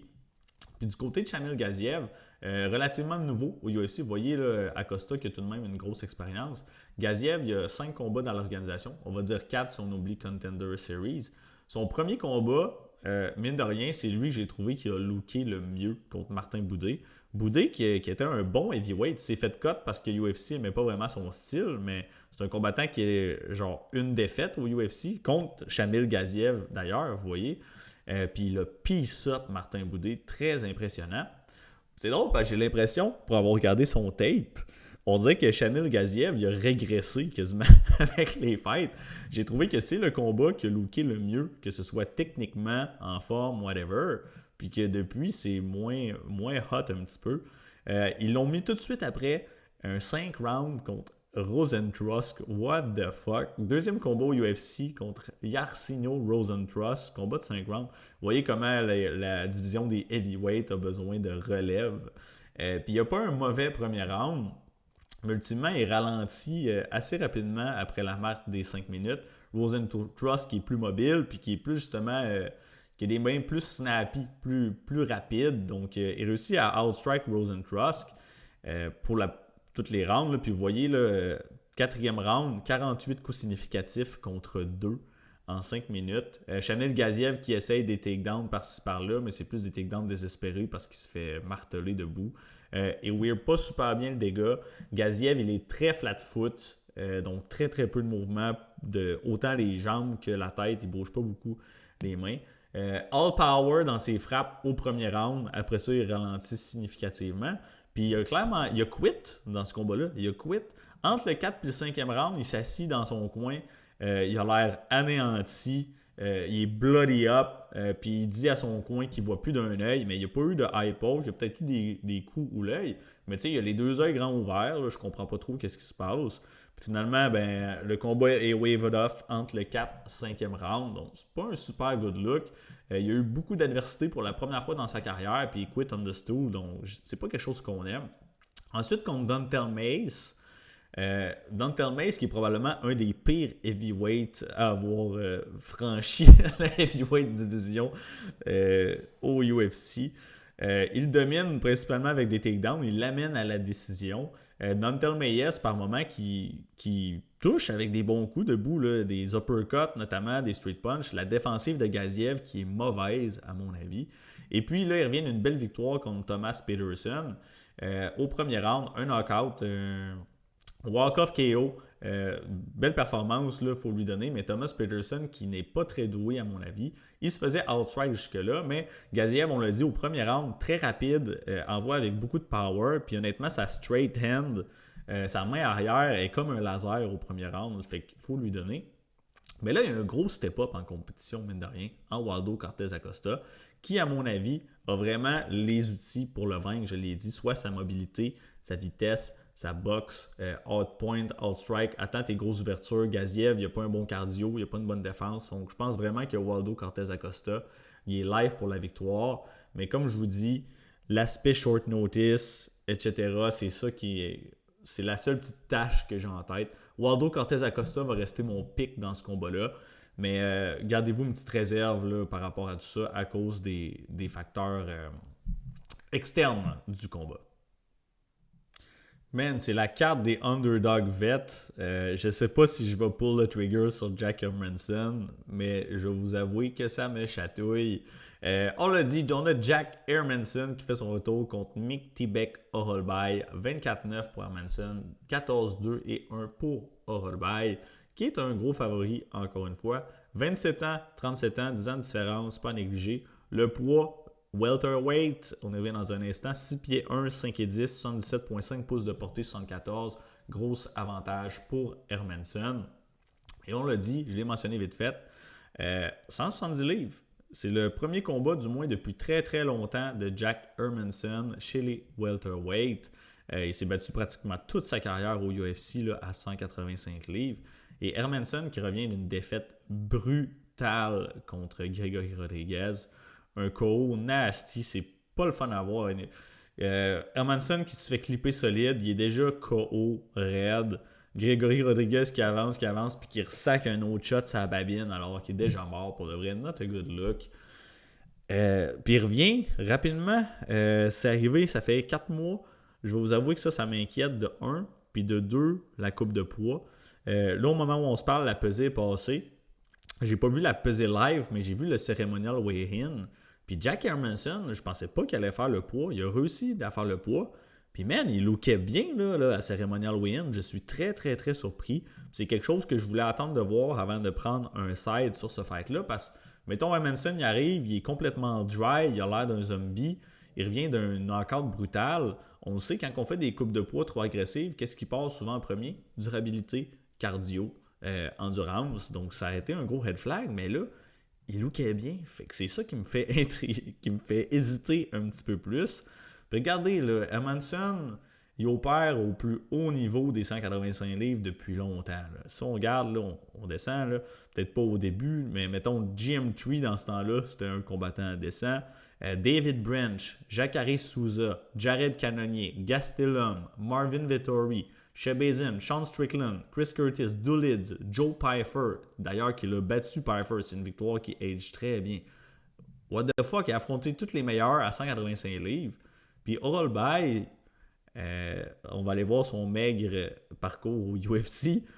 Victoire contre Urosh Medic, Elvis Brenner, perdu contre Rembetsky, puis il a battu Tofik Moussaïev. Genre, c'est pas nécessairement des... Je veux dire, c'est des bons combats, mais il n'y a pas de name value ici, là. 0-0-0, à mon avis, là. Uros Medic, qui est 170 livres, mais pour vrai, je pense que non, c'est pas une excellente victoire. Il l'expose au sol en 1 seconde. Fait qu'écoutez, Horolbay, c'est un ancien 155 livres en passant, c'est important de le mentionner. Il se tuait à faire le poids, mais il se battait à 155 livres. Je pense que 170 livres, ça le soude mieux. Mais on a un ex 155 livres contre un ex 185 livres. Donc, qui va avoir la différence, l'avantage de physicalité, de gabarit, c'est clairement Jack Hermansson. Si c'était pas de sa dernière défaite par knockout, là, je serais all over Jack Hermansson right now. Maintenant, en termes de style, on va regarder Horolbay en premier. C'est un heavy grappler. Vous voyez, 5.82 takedown par 15 minutes. Il passe la majorité de son temps, justement, là, hors de la portée, hors de striking range. Il passe seulement 40,8% de son temps là, à distance. Donc, c'est pas là qu'il shine. Son striking est capable d'envoyer des patates. Oui, mais je veux dire, c'est pas quelqu'un qui veut échanger debout pour des périodes prolongées. Il sait où est-ce qu'il est bon. C'est un grindy grappler. Et honnêtement, debout, il va se faire piece-up à distance là, contre Jack Hermanson. C'est mon feeling. À moins qu'il réussisse à placer une bombe, un over and wild qui chin-check Hermanson, c'est possible, il revient d'un gros KO. Mais d'après moi, Rollby, il va shooter des takedowns très rapidement. Maintenant, si on regarde l'autre côté, Hermanson, qui est un très bon counter-grappler, il ne s'est pas fait amener au sol souvent en carrière, surtout récemment. Là. Vous voyez, il give up des takedowns contre Edmund Shabazian 3, Vettori 2, Dulids. Ah non, c'est lui qui a eu, que c'est juste là. Vous voyez, il s'est pas fait takedown. Il s'est fait takedown une fois par Kelvin Gastelum. Il me semblait qu'il y avait de quoi de weird là-dedans. Il s'est fait takedown une fois par Gastelum en 2020. Mais depuis, il n'en a pas concédé. Il n'y a pas beaucoup de monde qui ont essayé, par contre, il faut le donner. La dernière personne qui a essayé de l'amener au sol actuellement, c'est Joe Pyfer. Mais c'est au 3-4e round, il a shooté des takedowns. C'est des half-fast takedowns. C'est juste Pyfer, il est tanné, il se fait out-strike debout, il shoot des takedowns de loin. Belle défense de Hermanson. Mais bref, c'est pas nécessairement quelqu'un qui va être facile de 1 à amener au sol, 2 de contrôler. Et Hermanson qui a un jiu-jitsu très très dangereux. Très bon sub-game. Donc, clairement, si Rollby il shoot 20 takedowns dans le combat, Hermanson, il pourrait-tu snatch une guillotine, un front choke? Mais oui, clairement, je veux dire, c'est vraiment une possibilité. Puis plus que j'y pense, avec Hermanson qui a réussi à faire le poids de façon qui semble bien, plus j'ai envie de le prendre pour mon pick, honnêtement.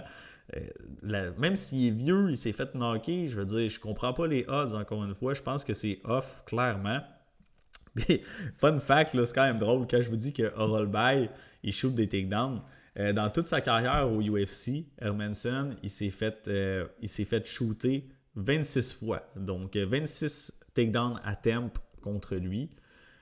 Sur les 26 shoots, il s'est fait amener au sol 5 fois, ce qui est très peu, on s'entend, bonne takedown defense. Puis, actually, Rollby, en 4 combats au UFC, il a shooté plus que 26 takedowns. Je pense qu'il est comme genre à 35. Là, donc, Hermanson, il s'est fait shooter moins souvent que Rollby a shooté en 4 fights. Donc, tout de même intéressant. Fait que, écoutez, encore une fois, un fight qui, je crois, va être beaucoup plus serré que ce que les odds impliquent. Je ne sais pas si je vais en venir à un Jack Hermanson pick. Straight up live, j'ai envie de vous dire oui. Je pense que je vais picker Hermanson. Avec ce que j'y vais à peser, je pense qu'il y a clairement le skill set pour dominer debout, pour donner du fil à retordre à Rollby au niveau du grappling et peut-être même le threat avec des subs. Maintenant, ce qui m'inquiète le plus, je vous l'ai dit, le chin et le cardio. Hermanson, il a toujours un cardio élite. Je ne pense pas nécessairement qu'il va flancher si la coupe de poids a bien été. Mais c'est clairement 2 facteurs qui peuvent être affectés principalement là, par la nouvelle weight class. Donc, give me another underdog en Jack Hermanson. Prochain combat, on a Volkan Ozdemir versus Alonzo Menifield. Ozdemir 20-8, 17-5-1 pour Menifield. Ozdemir qui est un favori considérable. 36 ans, 38 ans pour Menifield. 6 pieds 2 versus 6 pieds, la portée pratiquement identique. Les communautés beaucoup plus du côté de Ozdemir et j'ai tendance à aller de son side également. On ne va pas trop s'attarder sur ce fight-là. J'ai pas nécessairement le meilleur read honnêtement sur le fight, mais Ozdemir, je crois, est plus talentueux. Il a un meilleur striking. Je pense qu'il est better all around en fait. Et il a aussi un niveau d'expérience beaucoup plus élevé là, que Menifield. En plus d'être le plus jeune dans le match, pas énormément, je veux dire 36 ans, c'est plus un jeune bambin non plus. Mais Alonzo Menifield, à 38 ans, on risque de voir des ralentissements. Et écoutez, les deux, c'est des combattants qui peuvent craquer, qui ont beaucoup de victoires par finish et qui peuvent se faire craquer. Fait que, est-ce que je serais surpris de voir Ozdemir se faire flat out par une bombe? Non. Mais je pense clairement que c'est le favori de façon justifiée là, ici. On parlait justement là, de l'expérience. Regardez les défaites à Ozdemir. Okay? Je pense qu'il y a 6 défaites au UFC. Daniel Cormier, ex-champ. Anthony Smith, pretender au titre, s'est battu pour la ceinture. Dominique Reyes, prétendant au titre, s'est battu par la ceinture. Même qu'il y en a qui disent qu'il aurait peut-être battu John Jones, une autre discussion. Perdu contre Thierry Prochaska. ex-champion, contender au titre. Magomed Ankalaev, ex-champion, contender au titre. Nikita Krylov, actually, c'est sa défaite la plus mauvaise, mais ça reste un autre fighter qui a opéré au plus haut niveau pendant très longtemps. Et sa dernière défaite contre Carlos Ulberg, qui est probablement le prochain qui va se battre pour le titre des 205 livres. Puis décision serrée, je veux dire, vous voyez, là, ça a duré 3 rounds. Les strikes 98 à 96, donc très très serré sur papier au niveau des statistiques. Puis il y a des belles victoires. Là, on a parlé de ses défaites, mais vous voyez, battu Johnny Walker, Bogdan Guskov, Paul Craig moyen, mid, on va dire, Rakic, Latifi, Manuwa en début de carrière, quel knockout, ça, si je ne me trompe pas. Fait que bref, tout de même un très bon résumé, grosse expérience, a opéré contre les meilleurs tout au long de sa carrière. Puis de l'autre côté, on a Menifield. Oui, il y a des victoires au UFC, on and off. Il y a du Paul Craig, on en a parlé, là, perdu contre OSP, mais il est loin d'avoir affronté le même type d'adversité là, que Ozdemir. Probablement que sa plus belle victoire, du moins récemment, en name value, on va dire, Dustin Jacoby. Vous voyez la différence là, par rapport à Ozdemir. Puis les deux ont des adversaires communs. Entre autres, on a parlé de Carlos Ulberg. Ozdemir qui vient d'aller une décision très très serrée avec lui. Et puis on a Alonzo Menifield qui s'est fait knock-out en 12 secondes. Donc pas le meilleur look. Pardonnez-moi. Alonzo Menifield qui s'est fait crack souvent, mais des fois qui show peut-être un petit lag de fight IQ. Principalement dans ce combat-là. On s'entend, foncer tête baissée vers Carlos Ulberg, c'est pas nécessairement une bonne stratégie. C'est fait knocker par Azamat Murzakamov. Là, il revient d'une victoire contre Julius Walker, qui est, à mon avis, awful. Et contre Omar Sy, qui est un prospect, mais encore très, très green. Finalement, il a eu un gros upset ici. Fait que, oui, all around, je pense que Volkan est meilleur. Je pense qu'il est dans une meilleure place au niveau de sa carrière. Je pense pas qu'Ozdemir va nécessairement se rebattre pour un titre. Mais je pense qu'il y a encore plus de room pour nous donner des bons fights que Alonzo Menifield. Puis à mon avis, Ozdemir va probablement mettre KO Alonzo Menifield ce samedi. Next up, on a la demi-finale. Belal Muhammad qui affronte Yann Machado Gary. Peut-être même un title eliminator chez les 170 livres. Combat vraiment nice, j'ai hâte de voir pour de vrai. On a Belal 24-4 et Gary 16-1. Belal qui est un underdog considérable. 37 ans, 28 ans, 5 et 11 pour Belal, 6 pieds 3 Gary. Gros avantage de grandeur. Portée 2,5 pouces de plus du côté de Yann Gary. La communauté qui est plus de son side également et moi aussi d'ailleurs. Puis honnêtement, je suis pas biaisé. Je sais que beaucoup de monde n'aime pas Belal, mais moi je suis quelqu'un qui... Tu sais, je suis pas un fan fini de Belal, mais je ne l'aille pas non plus. Peut-être parce qu'il m'a caché une coupe de bons tickets. Ça joue probablement dans la balance. Mais bref, je pense que Yann Gary a un bon style pour contrer un Belal Muhammad. Yann Gary qui est un dur à contrôler, un dur à takedown, 2 dur à cerner. Il a un très très bon footwork, donc bonne chance pour le coincer. Ça ne veut pas chose facile nécessairement. On ne l'a pas vu tant souvent que ça opérer au sol, mais il a un bon jiu-jitsu également. Puis au niveau du striking, je pense qu'il est vraiment un niveau de plus que Belal. Belal qui a fait du progrès dans les dernières années, avec sa boxe. C'est pas Canelo, comme son coach l'a dit. On l'a vu, il s'est fait piece up par JDM debout. Mais je veux dire, son striking a fait du progrès dans les dernières années, clairement. Ex-champion, on ne peut pas lui enlever. Il est tout de même allé loin. Mais écoutez, même s'il pousse un gros pace sur 3 rounds, il réussit à avoir quelques takedowns. Je pense pas nécessairement qu'il va être capable de contrôler Gary sur une très très longue période. Il va probablement avoir des amenés au sol, mais je vois Gary pop-up, straight back up, sortir des positions fâcheuses, se déplacer, créer de l'espace, piece up Belal à distance, puis edger une décision. C'est mon feeling, je pense que c'est le plus probable. Puis maintenant, Belal Muhammad, autant toute sa carrière, il a été reconnu pour un fight IQ remarquable. Je ne dis pas pour rien qu'il s'est rendu champion. Là.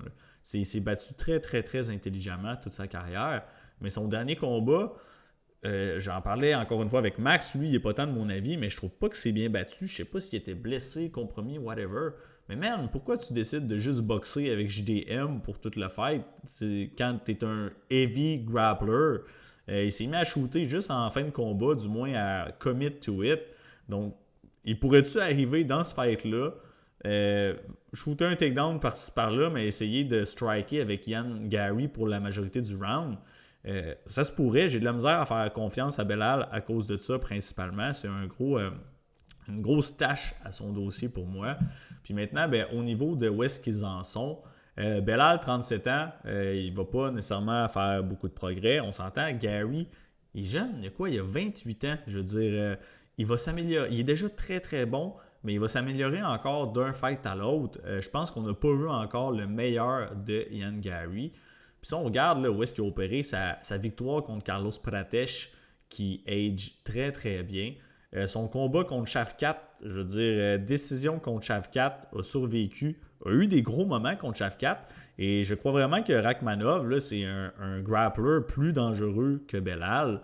Il est plus physique, probablement. Peut-être que Belal a un meilleur cardio, mais sur un 3 rounds, je pense pas nécessairement que ça va entrer en jeu. Donc, écoutez, je pense que Ian Gary a vraiment tous les outils pour combattre, pour vaincre un Belal demain. J'ai tendance à dire décision. Je sais que Gary est très vocal, il dit qu'il va le knocker, mais à mon avis, ça va se rendre à la carte des juges et je crois que Ian Machado Gary va emporter ce combat-là et peut-être combattre pour un titre après, qui sait, du moins être encore plus proche. Et la finale, mesdames et messieurs, on a Arman Tsarukyan qui affronte Dan the Eggman Hooker. Cool finale, mais de prime abord, je pense pas que c'est un bon match-up pour Dan Hooker. 22-3 Tsarukyan, 24-12 pour Hooker, moins 600, plus 430, odds un peu wild à mon avis. 29 ans, 35 ans, 5 et 7, 6 pieds, donc gros avantage de grandeur et aussi de portée, un peu moins significatif là, à 3 pouces. Mais tout de même, Tsarukyan qui est très favorisé par la communauté. Et je crois que Tsarukyan va l'emporter, oui. Est-ce que je trouve que les odds sont wild? En effet, je ne peux pas dire l'inverse, là, à moins 600 plus 450. Et j'aime pas tant ça. Mais bref, Tsarukyan, c'est mon pick ici. Ça fait un petit bout qu'on ne l'a pas vu, Tsarukyan, il faut le dire. Là. Il est tout de même sur un gros lay-off. Pas nécessairement quelque chose qu'on aime voir. Sinon, belle séquence. Il y a deux défaites au UFC. Première défaite, son UFC début contre Islam Makhachev. On s'entend que c'est pas une easy task quand tu rentres au UFC. Surtout Tsarukyan, en 2019, là, il y a 20, on l'a dit, il y avait quel âge? Il y a 28 ans, là? 29 ans. Donc, en 2019, ça fait 6 ans. Il y avait 23 ans. Tu te pognes contre Islam Makhachev, UFC début. Damn, tout de même Fight of the Night. Il y a eu certains moments, il y a eu un takedown, des gros scrambles dans ce combat-là. Not that bad. Après ça, il revient contre Aubin Mercier. Dommage pour Olivier. Mais bref, Tsarukyan, c'est un stud. On le sait. Après ça, belle séquence. A piece up Yoel Alvarez, que j'aime tant. Après ça, combat très serré. 5 rounds contre Mateusz Gamrot. Il a perdu par décision unanime, mais pour de vrai, moi, c'est un combat que j'ai réécouté au moins 1-2 fois. Je lignais plus du côté de Tsarukyan la décision, but it's life. Après ça, enchaîne 4 victoires. Il était supposé se battre pour le titre, vous vous souviendrez. Là. Arman Tsarukyan qui devait combattre Islam Makhachev et a pull out du combat, je pense, moins de 24 heures d'avis. C'est la fois, c'est-tu Moïcano? Je pense que c'est quand Moïcano, justement, step up, short notice. Je me souviens plus, on va aller voir pour être sûr. Mais vous voyez, il devait se battre contre Islam Makhachev en janvier. Finalement, cancel bout. Tsarukyan, supposément, qui est blessé au dos. Mais je veux dire, tu te blesses... c'est quoi, il s'est viré dans son lit, puis il s'est fait mal, je sais pas. Mais oui, c'est ça, Moïcano qui avait pris le combat à 24 heures d'avis. Donc, très weird. Mais ça me démontre que Tsarukyan est élite. Il devait se battre contre nul autre que Makhachev. Donc depuis, pas de MMA fight. Mais tout de même, 3 grappling matchs contre Benson Henderson, Patricky Pitbull, qui sont des bons grapplers. Et des combats qu'il a gagnés par finish. So, ça look good. Puis du côté de Dan Hooker, on le sait, c'est plus un striker. Arman Tsarukyan, pas besoin de vous le dire, vous le connaissez. Là. Oui, il se débrouille debout, mais il cherche à amener le combat au sol, principalement, et opérer en position dominante. Hooker, qui est pas nécessairement un tout nu en termes de grappling, de jiu-jitsu, mais c'est pas là qu'il shine. Hooker, c'est un striker, un dangereux, c'est un brawler kind of. Il veut échanger, il veut une guerre. C'est là qu'il est à son meilleur, qu'il donne les meilleurs combats. Hooker qui a du millage en sacrement. Je veux dire, oui, il a de l'expérience au UFC, mais il a tellement livré des grosses guerres. Je pense, on le voit Paul Felder, quel fight, Dustin Poirier. Honnêtement, Hooker, il a reçu un life-changing beating, je pense, dans ce combat-là. On a perdu une bonne pièce de Dan Hooker là, dans cette guerre. Après ça, il s'est fait knocker par Michael Chandler, vous vous souviendrez. Il est revenu, petite win dans un disparate. Il s'est fait expose au sol par Islam Makhachev. Donc, quand on parle de niveau, autant on a Tsarukyan qui a eu une décision compétitive, entre guillemets, contre Makhachev, que Hooker s'est fait tape en 2 minutes 25 par Makhachev. Oui, c'est Makhachev, mais je veux dire, se faire soumettre aussi rapidement par lui, ça montre que clairement une lacune dans ce département-là qui est le Jiu-Jitsu. Puis c'est en 2021, ça fait 4 ans. Hooker qui se fait un petit peu plus vieux, je veux dire, je pense pas qu'il ait amélioré de façon ultra significative son ground game. Après ça, c'est fait TKO par Arnold Allen, not the best look, qui est rendu sur une petite streak. Mais écoutez, Claudio Puelles, come on.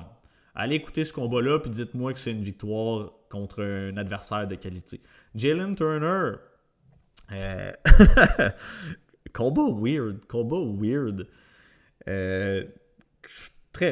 Vraiment un weird fight. Là. Jalen Turner qui domine au départ, clairement, qui blesse Hooker, puis finalement Hooker qui revient. C'est un dog, on l'a dit. Là, il n'y a pas de quit en ce gars-là. Il va se battre jusqu'à ce qu'il se fasse KO, justement. Belle performance, ça, il faut le donner. Et contre Gamrot, a gagné split decision. Mais Gamrot, qui est un grappler aussi, un adversaire commun à Tsarukyan, mais Gamrot qui est plus un...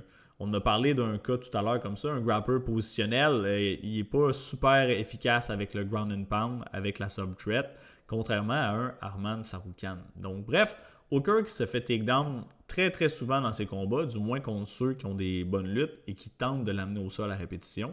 C'est ce que Arman va faire. Et je pense que Arman, il est trop dominant là, une fois on top. Il va pas juste lay and pray sur Dan Hooker, il va essayer de faire du ground and pound, d'aller chercher des subs, puis je pense qu'il y a vraiment les outils pour le mettre out.